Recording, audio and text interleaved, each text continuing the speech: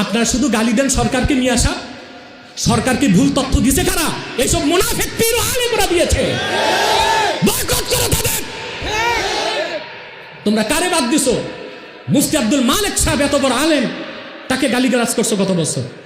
মুফতি কামাল রাশেদি বাংলাদেশের সেরা মুফতিদের একজন, তার বিরোধিতা করো। তোমাদের বিরুদ্ধে ফতুয়া গেলেই মুফতি ভালো না।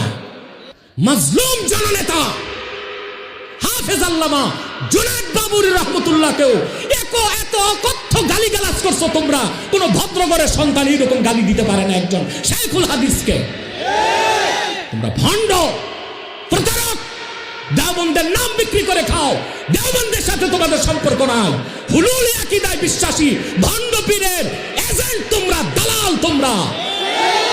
সারা দেশের হক্কানি উলামায়ে দেওবন্দকে বলবো, তাদের কথায় বিভ্রান্ত হবেন না।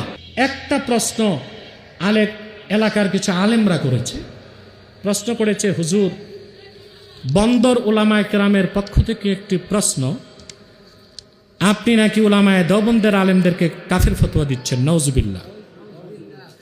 এবং একজন প্রবীণ আলেম লাইভে এসে বলেছে, আপনি নাকি কোরআন এবং হাদিসের অপব্যাখ্যা করেছেন, এবং বলেছে কওমি আলেমদের কাঁধে ভর দিয়ে নাকি ভাইরাল হতে চান।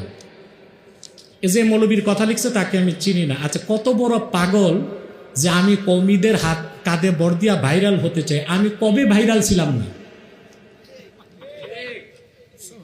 এটার জবাব আমি একটাই দিব, পাগলে কি না কয়, ছাগলে কি না খায়। এটার জবাব দেওয়ার দরকার আমার নাই, কারণ জনগণ জানে পাগল হয়ে গেছে।